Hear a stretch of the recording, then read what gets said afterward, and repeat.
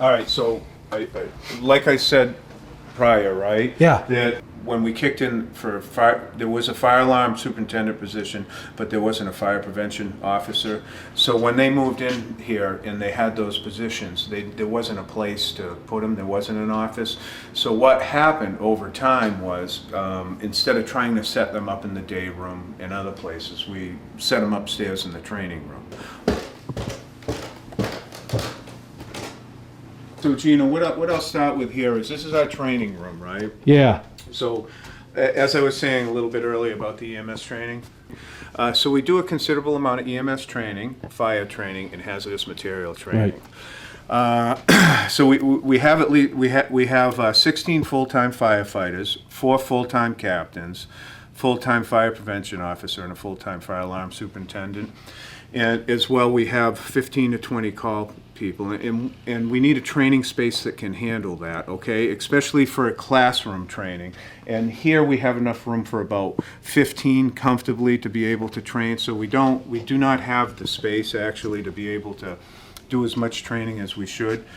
And this is training that needs to take place on a regular basis, not only classroom training, the practical training. And they're the type of skills, if you don't continue to do them on a regular basis, you lose your skill set, which is a big issue. Now, let me just stop you for a second.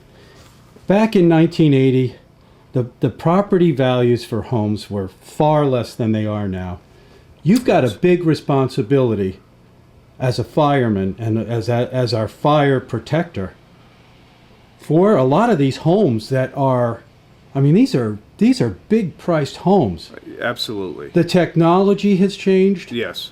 You know, the facility needs upgrading to accommodate the amount of the homes we have and the style of home, right? I mean, yes, to fight a fire in some of these homes must be. That's true, because what's happened over time is, like you said, the value's gone up.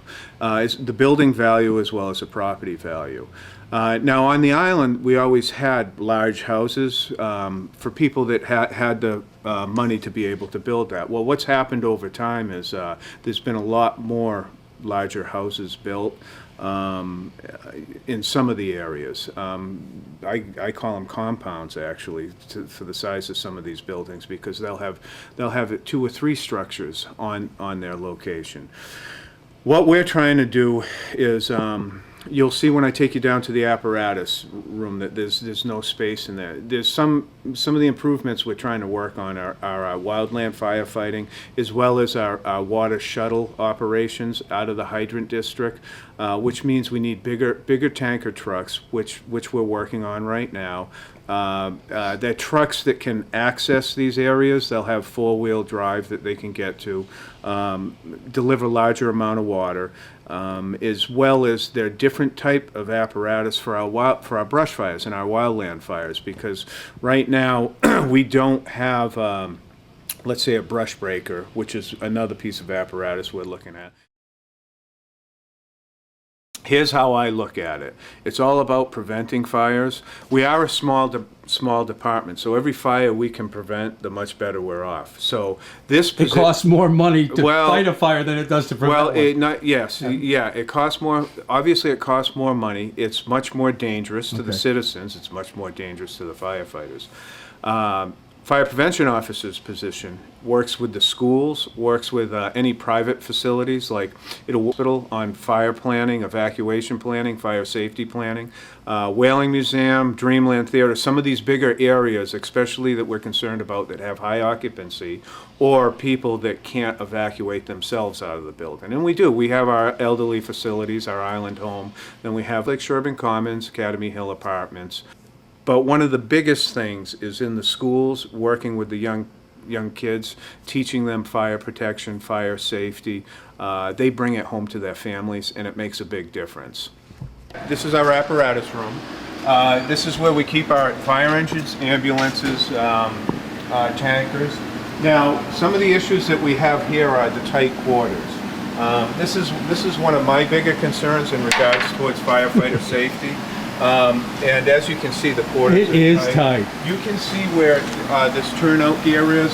Now what happens when we get a fire, the firefighters, we have the first crew on duty, okay? So they're getting on our first new piece, putting their gear on. At that same point, we have firefighters coming in.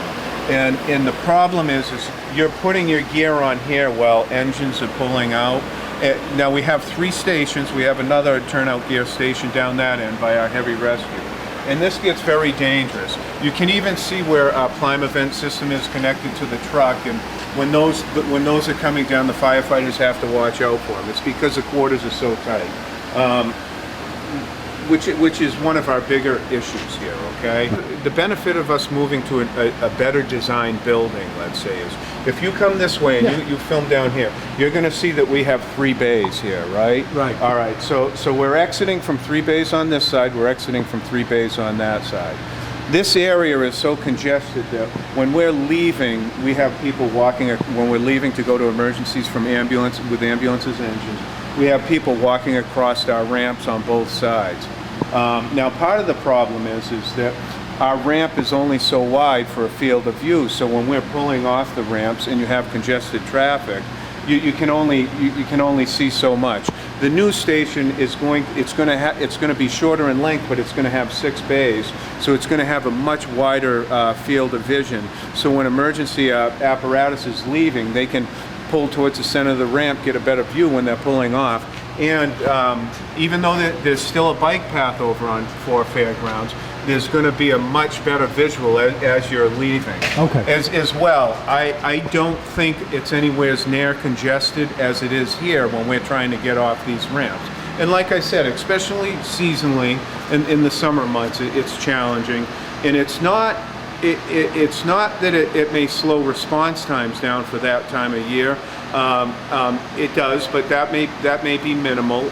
We don't have those figures as facts, but it's the stress of the firefighter thinking about the event he's going to, and we don't want to injure civilians with emergency vehicles. It's simple as that. When we get into here and our apparatus is leaving, you can see how tight it is in some of these spaces, right? And the problem is when it is a big call, we're going to have 5 or 6 of these pieces leaving. And when we have firefighters going in between vehicles and you don't have enough distance here to see them, it turns out to be a big problem. A nationally accepted standard is about 8 feet between each vehicle, but you can see these guys that would even have trouble opening doors and getting into the vehicles. It's just been too tight, and it's an accident waiting to happen. When we come over to here, you'll see that we have certain equipment. For instance, this is our ice water rescue equipment.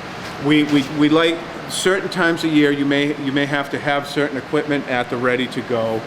We have limited space to be able to set that up. I was telling you earlier about technology and the new equipment that we need. This ladder truck's a perfect example. Our old ladder truck, it wore manual operations on it for raising the stick. The stick is what we call the ladder, and setting out the outriggers. It took at least 3 firefighters to set that up. This one here, if you have an efficiently trained firefighter, he'll be able to get it set up pretty quick, which makes a big difference, especially how we respond. And the fact that the firefighters, that we may have a shift of only 3 firefighters working, they're going to be the 3 that are going to get on the engine, and they're going to show up while we have other people coming back in. You need equipment that's easy to operate and that's efficient. The technology in them, the technology's great. Granted, a lot of it's computerized. It takes specialized individuals to be able to work on them when you have issues with them. Being on Nantucket, that can be a problem, but so far we've been able to manage that. Great. All right. So what do we got here? All right, Gino. This is our emergency medical services storage room. You're going to see that it's pretty much a closet. Now I have some big issues with this. If you just want to film in there. Yeah, sure. All right. What happens? Go on in, Chief. Oh, okay. All right. Yeah. Let me just see if we can get this to stay open. Part of the issue is that we don't have enough storage space for the equipment we need. We're not set up for decontamination, which is one of the bigger issues. It's when we go out on a lot of calls, a lot of firefighters, they get exposed to blood-borne pathogens, body fluids, and all that. A lot of times our equipment gets covered and we have to wash it down and sterilize it. Most of the time we end up out on the front ramp, which you're not supposed to do. So is this the first response area where they get the materials before they go out? The ambulance? Yes, the ambulances are stocked from this room. This is where we keep our equipment. Everything that stocks the ambulance. Wow. All 3 of the ambulances, all right? Yeah. And the problem is we don't have enough room for it. Now, not only that, one thing that you can't do is, okay, so we're storing all our bandages and all our first aid and equipment in here. Now, if we have contaminated items, you never want them to get anywhere near the items that are stocked, okay? So what happens is you need a separate decontamination room. All right. Now we do have a sink here for washing some stuff, but you wouldn't bring contaminated items in here. So what do we end up doing? We either end up out on the front ramp, right, trying to wash and decontaminate things, which that's not an appropriate setup. We try to do as much of it at the hospital as we can, but a lot of times, especially in the summertime, we may end up with 3 or 4 backboards. We got to get out of their emergency room that are contaminated, all right, and bring them back. And the other issue is the firefighters, when we come back from fires and these EMS calls, we don't have an area for them to clean up, to discard their clothes, wash them, and decontaminate themselves. They end up bringing those home to decontaminate, which is totally unacceptable. Especially today, that shouldn't be happening. So that's one of our bigger problems. Room's not big enough.